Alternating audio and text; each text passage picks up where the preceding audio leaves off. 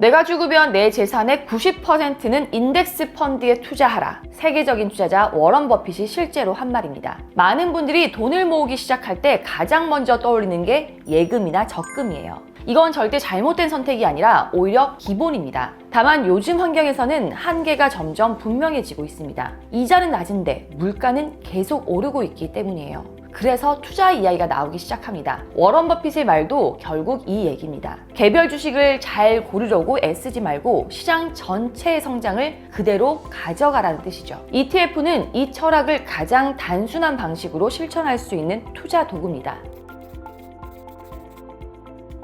ETF는 Exchange Trade Fund의 줄임말이에요. 한마디로 말하면 주식처럼 사고 팔 수 있는 펀드입니다. 이 용어를 외울 필요는 없고 중요한 건 개념이에요. ETF는 여러 기업의 주식을 하나로 묶어놓은 상품이에요. 일반적인 펀드는 가입이나 해지에 시간이 걸리지만 ETF는 주식처럼 주식 앱에서 실시간으로 사고 팔 수 있습니다. 이게 ETF의 가장 큰 특징이에요. ETF의 핵심은 인덱스 투자입니다. 특정 기업 하나를 고르는 게 아니라 코스피 200이나 S&P 500처럼 시장을 대표하는 지수의 움직임을 그대로 따라가는 방식이에요. 예를 들어 코스피 200 ETF 하나만 사도 국내 대표 기업 200곳에 자동으로 분산 투자하는 효과를 얻을 수 있고 S&P 500 ETF를 사면 애플, 마이크로소프트, 엔비디아 같은 미국 대형주 전반에 투자하게 됩니다. 조금 더 쉽게 과일로 비교를 해보자면 과일 가게 가서 사과 하나만 사는 건 개별 주식이에요. 반면 ETF는 사과, 바나나, 귤을 조금씩 담아놓은 과일 바구니 같은 거예요. 그래서 ETF 하나를 사면 여러 기업을 나눠서 함께 사는 효과가 생깁니다.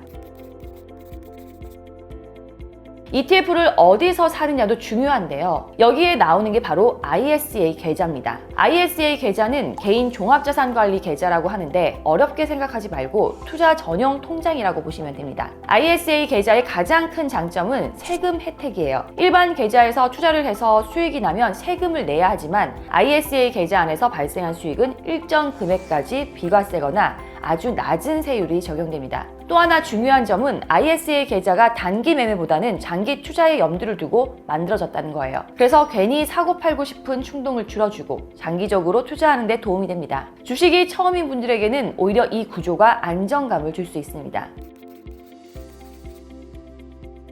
여기서 대부분 막히게 돼요. ETF 종류가 너무 많기 때문이에요. 그래서 완전 초보라면 선택지를 줄이는 게 가장 중요합니다. 그럴 때 가장 많이 언급되는 게 바로 S&P 500이에요. S&P 500은 미국을 대표하는 500개 기업으로 구성된 지수입니다. 미국 경제의 중심에 있는 기업들이 모여 있다고 생각하면 돼요. 애플, 마이크로소프트, 구글 같은 글로벌 기업들이 여기에 포함되어 있습니다. S&P 500 ETF를 산다는 건 이 500개 기업의 평균적인 성장에 투자하는 거예요. 어떤 기업이 1등이 될지를 맞히는 게임이 아니라 미국 경제 전체가 장기적으로 성장할 거라는 가정에 투자하는 방식이죠. 그래서 매일 주가를 들여다보지 않아도 되고 뉴스에 크게 흔들리지 않아도 됩니다. 주식에 많은 시간을 쓰기 어려운 사람일수록 이런 방식이 잘 맞습니다.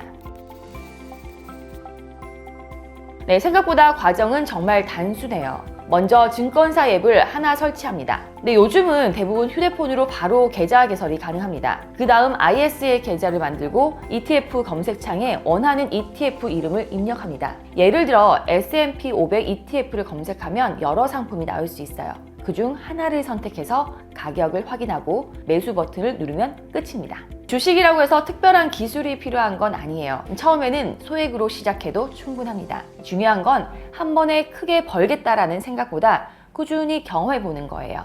네, 끝으로 ETF 투자를 처음 시작하는 분들에게 책 한 권 제가 추천해 드릴게요. ETF 첫걸음이라는 이 책인데요. 이 책은 ETF의 기본 개념부터 심화 내용까지 초보자도 이해하기 쉽게 설명해주고 있는 책입니다. 네, 영상으로 한번 보고 이 책으로 천천히 따라가면 ETF 공부 방향을 잡는 데 도움이 될 겁니다. 오늘 영상이 투자가 어렵게 느껴졌던 분들에게 조금이라도 이해가 되셨으면 좋겠네요. 도움이 되었다면 좋아요, 그리고 궁금한 점 있으면 댓글, 그리고 앞으로 이런 경제 이야기에 계속해서 보고 싶다면 구독까지 눌러주세요. 그럼 저희는 다음 영상에서 만나요. 안녕.